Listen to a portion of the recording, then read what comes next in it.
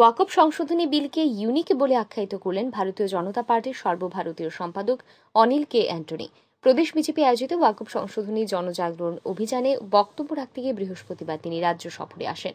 কর্মসূচির পর বিজেপি রাজ্য দপ্তরের সাংবাদিক সম্মেলনে মিলিত হন তিনি। সাংবাদিক সম্মেলনে বিজেপির সর্বভারতীয় সম্পাদক অনিল কে অ্যান্টনি জানান, সম্প্রতি লোকসভা এবং রাজ্যসভায় এই বিল পাশ হয়েছে। এটা একটি ইউনিক বিল, যার মাধ্যমে দেশের লক্ষ লক্ষ গরিব মুসলিমদের উপরে তোলার বিরাট সুযোগ রয়েছে। সাংবাদিক সম্মেলনে তিনি আরও জানান, পূর্বতন ইউপিএ সরকারের সময় সাচার কমিটি নামে একটি কমিটি ছিল। এই সাচার কমিটির রিপোর্ট অনুসারে সারা দেশে মোট 37 লক্ষ একর ওয়াকফ সম্পত্তি রয়েছে, যা বিশ্বের সর্ববৃহৎ প্রাইভেট ল্যান্ড ব্যাংকও বটে। ইউপিএ জামানায় এই ওয়াকফ বোর্ডে দুর্নীতি প্রবেশ করে। নরেন্দ্র মোদী দেশের প্রধানমন্ত্রী হওয়ার পর ওয়াকফ বোর্ডকে আধুনিক করার উদ্যোগ গ্রহণ করেন এবং সম্প্রতি লোকসভা এবং রাজ্যসভায় ওয়াকফ সংশোধনী বিল পাশ করানো হয়। তিনি জানান, এই বিল অনুসারে আগামী 6 মাসের মধ্যে সব ওয়াকফ সম্পত্তি অন্তর্ভুক্ত করতে হবে। তিনি আরও জানান, পূর্বতন ইউপিএ সরকার সংবিধানের অনুচ্ছেদ 40 অনুসারে চুক্তি করে ওয়াকফ বোর্ডকে আরবিট্রারি ক্ষমতা প্রদান করে। এর ফলে সংশ্লিষ্ট বিষয়ে কেউ আদালতে বিচার চাইতে পারত না, তাদের ওয়াকফ ট্রাইব্যুনালে যেতে হতো, ফলে মানুষ বিচার পেতেন না। এখন নতুন এই বিলে সব আইনি বেড়াজাল থেকে ওয়াকফ বোর্ডকে মুক্ত করা হয়েছে।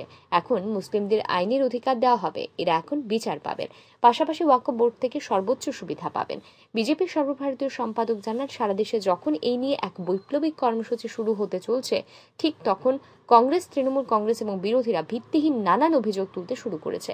বিষয়টি নিয়ে তারা দেশে হিংসার বাতাবরণ সৃষ্টি করতে চাইছে। এই ঘটনা খুবই দুঃখজনক বলে মন্তব্য করেন তিনি। তিনি জানান, ভারতীয় জনতা পার্টি এর তীব্র নিন্দা জানায়। The UPA-led government had also created a draconian Article 40, and that gave arbitrary powers to Waqf boards across India to go and claim any land in India, and the onus was on the landowner to prove that the land was theirs and not the Waqf board. They also had a situation where they could not go to a court. They had to go to the Waqf tribunal, and this was a closed ecosystem which was ensuring that our people did not get justice. Now, alongside the removal of Article 40, all these unjust practices are also removed, and Narendra Modi ji has ensured that now our people from all religious communities, wherever they are from, have justice, equality, and our poor Muslim brothers and sisters, including minority Muslims like Bohras, Ahmadiyyas and Aga Ghanis, they all can get justice, and they all will be getting the maximum benefit from the Waqf boards in a country which has the largest Waqf land bank in India.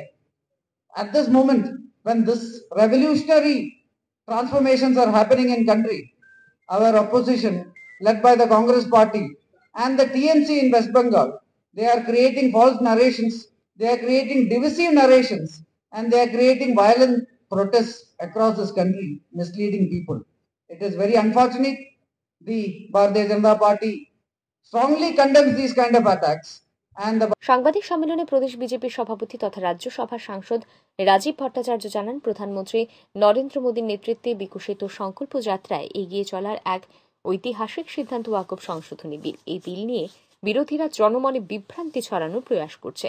এই অবস্থায় বিজেপির রাষ্ট্রীয় নেতৃত্বের সিদ্ধান্তক্রমে রাজ্যে আগামী 20 April থেকে 5 মে পর্যন্ত বিভিন্ন কর্মসূচির মাধ্যমে ওয়াকফ সংশোধনী বিল নিয়ে বিভিন্ন সচেতনতামূলক কর্মসূচির আয়োজন করা হবে। সাংবাদিক সম্মেলনে রাজ্যের প্রাক্তন মুখ্যমন্ত্রী তথা বর্তমান লোকসভার সাংসদ বিপ্লব কুমার দেব, প্রাক্তন মন্ত্রী বিল্লাল মিয়া প্রমুখ উপস্থিত ছিলেন। ব্যুরো রিপোর্ট, আর ই নিউজ।